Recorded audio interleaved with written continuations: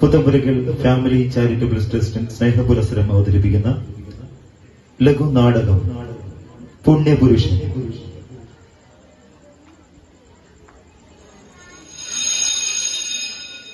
ആരംഭിക്കുന്നു. അബദ്ധ സിദ്ധാന്തങ്ങൾ കൊണ്ടും തെറ്റായ ആദർശങ്ങൾ കൊണ്ടും വഴിതെറ്റുന്ന വ്യക്തികളെയും കുടുംബങ്ങളെയും പവിത്രീകരിക്കുക ഇന്നത്തെ വലിയ ആവശ്യമാണ്. ആ പവിത്രീകരണം ആര് തുടങ്ങണം, എവിടെ തുടങ്ങണം, എപ്പോൾ തുടങ്ങണം? അടിയന്തരമായി ഉത്തരം കണ്ടെത്തേണ്ട ചോദ്യങ്ങളാണ്.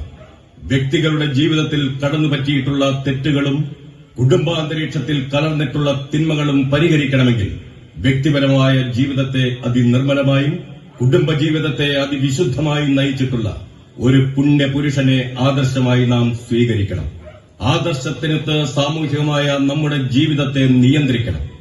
ഇതിന്റെ വെളിച്ചത്തിലാണ് നമ്മൾ യൗസേ പിതാവിന്റെ പക്കൽ ഓടിയെത്തുന്നത്. ഒരു തച്ചനായ യൗസേ, വിശുദ്ധ യൗസേപ്പായ കഥ സ്നേഹപുരസ്സരം ഞങ്ങൾ അവതരിപ്പിക്കുന്നു. പുണ്യപുരുഷൻ.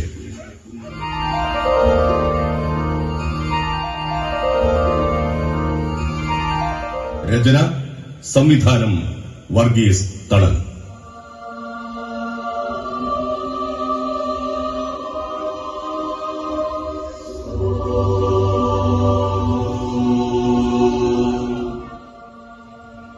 ആറാം മാസം ഗബ്രിയേൽ ദൂതൻ ഗലീലയിലെ നസ്രത്ത് എന്ന പട്ടണത്തിൽ ദാവീദിന്റെ വംശത്തിൽപ്പെട്ട ജോസഫ് എന്നു പേരായ പുരുഷനുമായി വിവാഹം നിശ്ചയിച്ചിരുന്ന കന്യകയുടെ അടുത്തേക്ക് ദൈവകൃപയാൽ അയക്കപ്പെട്ടു. അവളുടെ പേര് മറിയം എന്നായിരുന്നു. ദൈവകൃപ നിറഞ്ഞവളെ സ്വസ്തി, കർത്താവ് നിന്നോടുകൂടെ. മറിയമേ, നീ ഭയപ്പെടേണ്ട. ദൈവസന്നിധിയിൽ നീ കൃപ കണ്ടെത്തിയിരിക്കുന്നു. നീ ഗർഭം ധരിച്ച് ഒരു പുത്രനെ പ്രസവിക്കും. നീ അവന് യേശു എന്ന് പേരിടണം. അവൻ വലിയവനായിരിക്കും, അത്യുന്നതന്റെ പുത്രൻ എന്ന് വിളിക്കപ്പെടും. അവന്റെ പിതാവായ ദാവീദിന്റെ സിംഹാസനം ദൈവമായ കർത്താവ് അവന് കൊടുക്കും. യാക്കോബിന്റെ ഭവനത്തിന്റെ മേൽ അവൻ ഭരണം നടത്തും. അവന്റെ രാജ്യത്തിന് അവസാനമുണ്ടാകുകയില്ല. ഇതെങ്ങനെ സംഭവിക്കും? ഞാൻ പുരുഷനെ അറിയുന്നില്ലല്ലോ. ഞാൻ ദൈവസന്നിധിയിലെ ഗബ്രിയേൽ മാലാഖയാണ്. പരിശുദ്ധാത്മാവ് നിന്റെ മേൽ വരും. അത്യുന്നതന്റെ ശക്തി നിന്റെ മേൽ ആവസിക്കും. ആകയാൽ ജനിക്കാൻ പോകുന്ന ശിശു പരിശുദ്ധൻ, ദൈവപുത്രൻ എന്ന് വിളിക്കപ്പെടും. ഇതാ, നിന്റെ ചാർച്ചക്കാരി എലിസബത്തും ഒരു പുത്രനെ ഗർഭം ധരിച്ചിരിക്കുന്നു. വന്ധ്യ എന്ന് പറഞ്ഞിരുന്ന അവൾക്ക് 6-ാം മാസമാണ്. ദൈവത്തിനൊന്നും അസാധ്യമല്ല. ഇതാ കർത്താവിന്റെ ദാസി, നിന്റെ വാക്ക് എന്നിൽ നിറവേറട്ടെ. മാതാവിന്റെ മുമ്പിൽ നിന്ന് പോയ ഗബ്രിയേൽ യൗസേപ്പിന്റെ അടുത്തെത്തി. യൗസേ, നിന്റെ മനസ്സിന്റെ ചഞ്ചലം ദൈവം അറിയുന്നു. എന്താണ് നിന്റെ മനോവേദന? ഒന്നുമില്ല, ഗബ്രിയേലിന് വെറുതെ തോന്നുന്നതാണ്. നിന്റെ മനസ്സിന്റെ വേദന തണുപ്പിക്കാൻ ദയാപരൻ എന്നോട് കൽപ്പിച്ചു. പറയൂ, എന്താണ് സംശയം? സൂര്യന്റെ പോലെ മനോഹരമായ ശോഭയും എന്നാൽ ഭാരമില്ലാത്ത ഉദരവും. മറിയത്തിന്റെ ലക്ഷണം കണ്ടിട്ട് യൗസേപ്പ് വിചാരിച്ചു മറിയം ഗർഭിണിയാണെന്ന്. അതെ, പക്ഷെ അവളെ സംശയിക്കത്തക്ക പ്രവൃത്തിദോഷം ഞാൻ അവളിൽ കണ്ടിട്ടില്ല. പുണ്യമേ കണ്ടിട്ടുള്ളൂ. ഞാനും മറിയവും പവിത്രമായി വ്രതം നോക്കുന്നവരാണ്. കർമ്മദോഷമാണോ ദൈവമേ? മറിയം ഗർഭിണിയാണെന്നത് സത്യം തന്നെ. അത് സത്യമെങ്കിൽ എന്റെ മനസ്സ് പറയുന്നു അവളെ അപമാനിക്കാതെ, ആരും അറിയാതെ ഉപേക്ഷിക്കാൻ. യോസേപ്പ് മറിയത്തെ ഭാര്യയായി സ്വീകരിക്കാൻ ശങ്കിക്കേണ്ട.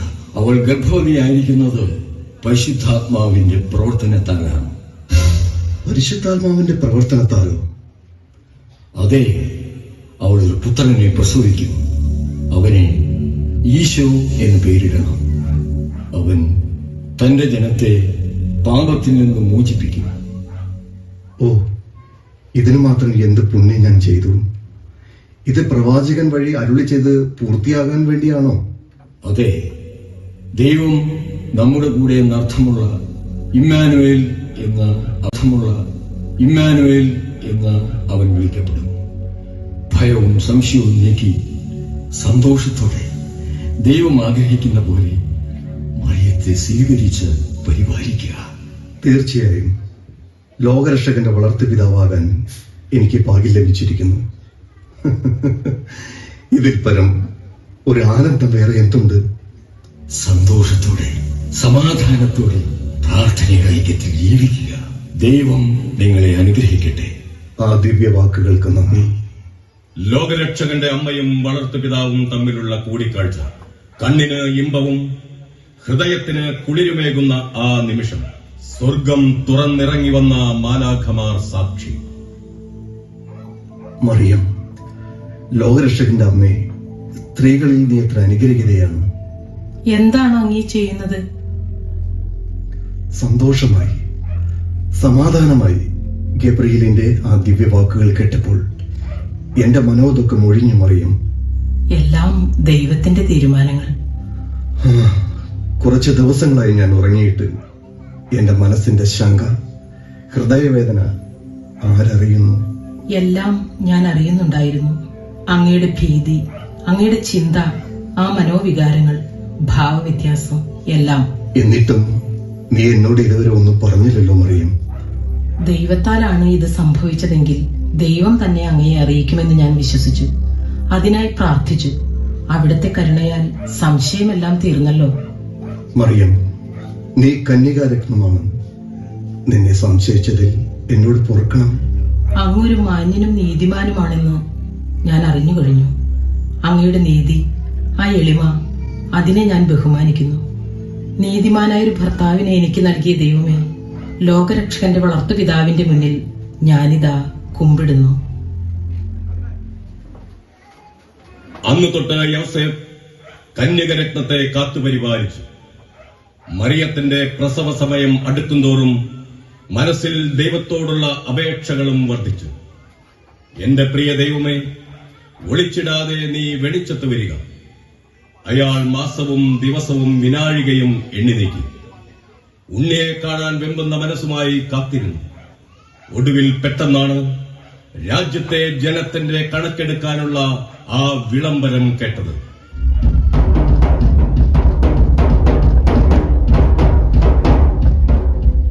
അഗസ്റ്റസ് സീസർ പുറപ്പെടുവിക്കുന്ന കൽപ്പന.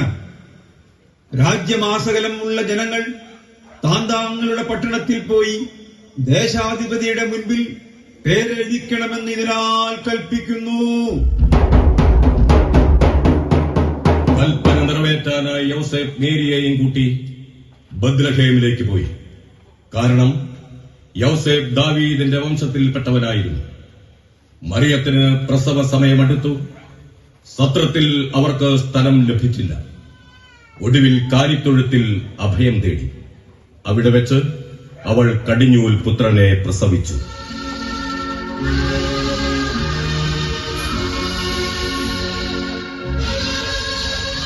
ആ പ്രദേശത്തെ വയലുകളിൽ ആടുകളെ രാത്രി കാത്തുകൊണ്ടിരുന്ന ഇടയന്മാരുണ്ടായിരുന്നു. കർത്താവിന്റെ ദൂതൻ അവരുടെ അടുത്തെത്തി. ഭയപ്പെടേണ്ട, ഇതാ സകല ജനത്തിനു വേണ്ടിയുള്ള വലിയ സന്തോഷത്തിന്റെ സദ്വാർത്ത ഞാൻ നിങ്ങളെ അറിയിക്കുന്നു. ദാവീദിന്റെ പട്ടണത്തിൽ നിങ്ങൾക്കായി ഒരു രക്ഷകൻ, കർത്താവായ ക്രിസ്തു ജനിച്ചിരിക്കുന്നു. ഇതായിരിക്കും നിങ്ങൾക്കുള്ള അടയാളം. പിള്ളകച്ച കൊണ്ട് പൊതിഞ്ഞ് പുൽത്തൊട്ടിയിൽ കിടത്തിയിരിക്കുന്ന ഒരു ശിശുവിനെ നിങ്ങൾ കാണും.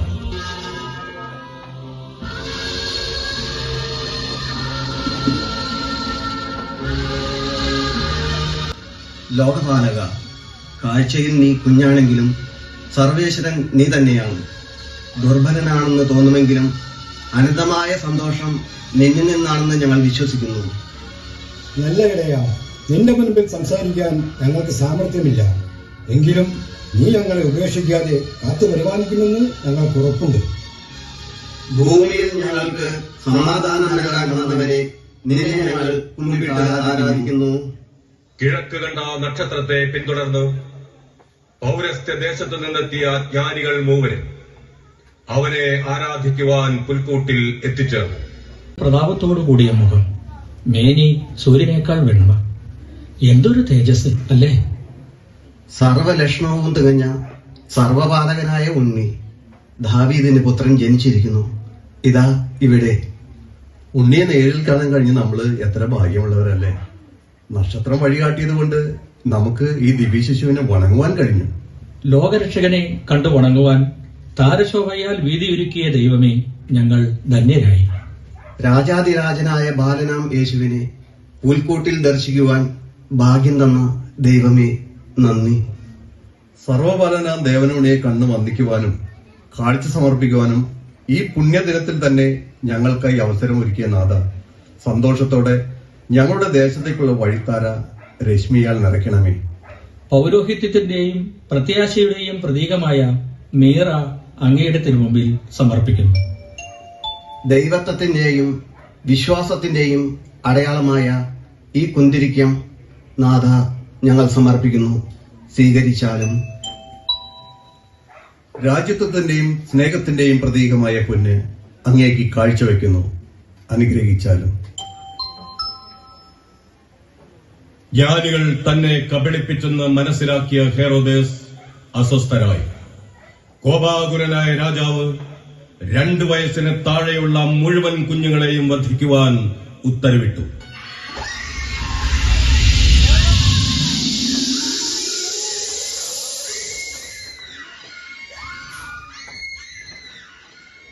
യോസേഫ് ശിശുവിനെയും അമ്മയും കൂട്ടിക്കൊണ്ട് എത്രയും പെട്ടെന്ന് ഈജിപ്തിലേക്ക് പോവുക. ഹെരോദോസ് രാജാവ് ഉണ്ണിയെ വധിക്കാൻ ഉടൻ അന്വേഷിക്കും. മറിയം, നമുക്ക് ഉണ്ണിയോടൊപ്പം രക്ഷപ്പെടണം. ഈ തണുത്തു വിറയ്ക്കുന്ന രാത്രിയിലോ? സംസാരിച്ചു നിൽക്കാൻ സമയമില്ല. ഗബ്രിയേൽ പറഞ്ഞത് കേട്ടില്ലേ? എത്ര കാലം ഇങ്ങനെ നാം ഒളിച്ചു നടക്കും? അറിയില്ല. ഒരുപക്ഷെ ഈജിപ്തിൽ നിന്ന് എന്റെ പുത്രനെ വിളിച്ചു എന്ന് പ്രവാചകനിലൂടെ കർത്താവ് അരുളി ചെയ്തത് പൂർത്തിയാകാൻ വേണ്ടിയാകും ഇത്, അല്ലേ? വരൂ, നമുക്ക് പുറപ്പെടാം.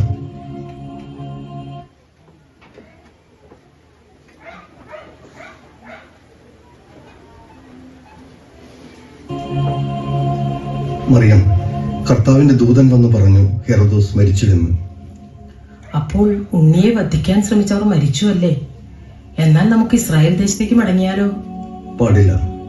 പുത്രൻ അർക്കലവോസ് ഇപ്പോൾ വാഴ്ച നടത്തുന്നു. അയാൾ ഹെറോദോസിനേക്കാൾ ഭയങ്കരനാണ്. തൽക്കാലം നമുക്ക് നസ്രത്തിൽ തന്നെ പാർക്കാം. നമ്മുടെ ദൈവം നമ്മെ സംരക്ഷിക്കും.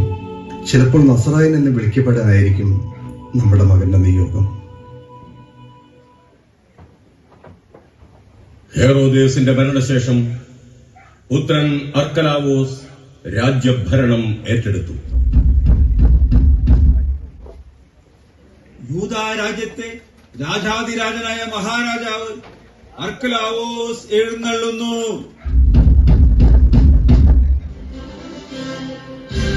മന്ത്രി, നാം ഭരണം ഏറ്റെടുത്തതിന് ശേഷം വിശേഷങ്ങൾ? ഉണ്ട് മഹാരാജൻ. വിശേഷം പഴയത് തന്നെ. അങ്ങയുടെ ബാവ ഹെരോദോസ് വിചാരിച്ചിട്ടും നടക്കാതെ പോയ ആ ദിവ്യശിശുവിന്റെ വധം. എന്ത്? അത് ഇതുവരെ നടന്നില്ലെന്നോ? ഹേയ്, ലജ്ജാകരം. മന്ത്രി മുഖ്യ, അങ്ങ് എത്രയോ വർഷമായി ഇവിടെ മഹാമന്ത്രിയാണ്. അങ്ങേക്കറിയാത്ത തന്ത്രങ്ങളുണ്ടോ? എന്തെല്ലാം പ്രശ്നങ്ങൾ, എത്രയോ യുദ്ധങ്ങൾ, എല്ലാത്തിനും പരിഹാരമുണ്ടായി. എന്നിട്ടും എന്നിട്ടും നാണമില്ലേ മന്ത്രി ഇത് പറയാൻ? ഇത്രയും സൈന്യ സന്നാഹമുള്ള നമുക്ക് അതിന് കഴിയില്ലെന്നോ? ശത്രു ആരെന്നറിയാതെയാണ് നമ്മൾ യുദ്ധം നടത്തേണ്ടത്. അതാണ് നമ്മൾ തോൽക്കുകയും ചെയ്യുന്നത്. മാത്രവുമല്ല, പറയുന്നതിൽ അങ്ങ് കോപിക്കരുത്. ആ ദിവ്യശിശുവിനെ നമുക്ക് വെറുതെ വിടാം. എന്ത് വിഡ്ഢിത്തമാണ് മന്ത്രി പറയുന്നത്? അങ്ങ് ക്ഷമാപൂർവം ഞാൻ പറയുന്നത് കേൾക്കണം. ആ ശിശുവിനെ വധിക്കാൻ വേണ്ടി കാടടച്ച് വെടിവെക്കാൻ ഹെരോദോസ് രാജാവ് ഉത്തരവിട്ടു. മനസ്സിലാകുന്ന ഭാഷയിൽ മൊഴിയൂ മന്ത്രി. പ്രഭു, അതായത് ആ ശിശുവിനെ തിരിച്ചറിയാൻ കഴിയാത്തത് കൊണ്ട് 2 വയസ്സിൽ താഴെയുള്ള മുഴുവൻ കുഞ്ഞുങ്ങളെയും കൊന്നു.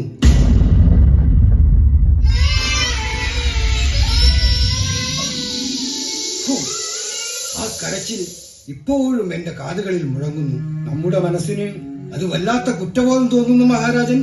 ഇത്രയും കരുത്തുള്ള മന്ത്രിയുടെ മനസ്സ് പതറുന്നു.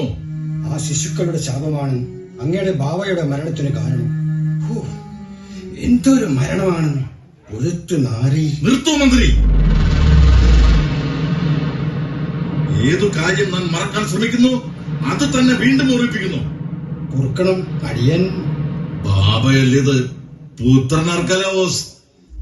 അർക്കലാവോസ് ഒന്ന് തീരുമാനിച്ചാൽ അത് നടത്തിയിരിക്കും. മന്ത്രിമുഖ്യ, അടിയൻ. സൈന്യത്തെ സജ്ജമാക്കൂ.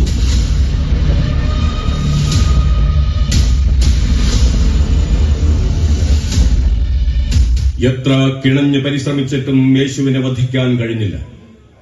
കാലങ്ങൾ കടന്നുപോയി. നസ്രത്തിൽ വന്ന് വാസമുറപ്പിച്ച് മാതാപിതാക്കൾക്ക് വിധേയനായി യേശു ജ്ഞാനത്തിലും പ്രായത്തിലും ദൈവത്തിന്റെയും മനുഷ്യരുടെയും പ്രീതിയിലും വളർന്നു വന്നു.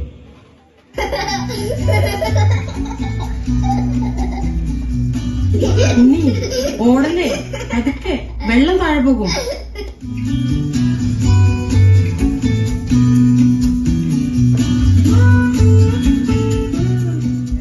സൂര്യൻ ഉദിച്ചും അസ്തമിച്ചും ദിനരാത്രങ്ങൾ കടന്നുപോയി. ഉണ്ണി വളർന്ന യുവാവായി. യൗസേപ്പ് പിതാവിന്റെ മരണസമയം അടുത്തു. ഈശോ മിശിഹായുടെയും കന്യകാമാതാവിന്റെയും ശുശ്രൂഷകൾ സ്വീകരിച്ച് സന്തോഷത്തോടെ സമാശ്വസിക്കുകയും സമാധാനത്തിൽ മരിക്കുകയും ചെയ്ത് ദൈവസന്നിധിയിൽ എത്തിയ യൗസേപ്പ് അങ്ങനെ വിശുദ്ധനായിത്തീർന്നു. വെള്ളാരപ്പള്ളി എന്ന കൊച്ചുഗ്രാമത്തിന്റെ സ്വന്തം വിശുദ്ധൻ, എന്റെ യൗസേപ്പ് പുണ്യാള എന്ന ഒറ്റവിളിയിൽ സ്വർഗം തുറന്നിറങ്ങുന്ന ശക്തമായ സാന്നിധ്യം. അനുഗ്രഹങ്ങൾ അത്ഭുതമായി പെയ്തിറങ്ങുന്നു. ഒരു പുരുഷന്റെ ജീവിതത്തിലെ നിർണായകമായ ഘട്ടത്തിൽ ഉചിതമായ തീരുമാനം കൈക്കൊണ്ട തൊഴിലാളി മധ്യസ്ഥൻ, കുടുംബങ്ങളുടെ സംരക്ഷകൻ, നന്മരണ മധ്യസ്ഥൻ, നീതിമാൻ, ഇതിനെല്ലാം ഉപരി ദൈവഹിതം തിരിച്ചറിഞ്ഞ് ഉത്തരം കൊടുത്ത് ജീവിച്ചവനാണ് നമ്മുടെ ഇടവക മധ്യസ്ഥനായ യൗസേപ്പ് എന്ന പുണ്യപുരുഷൻ.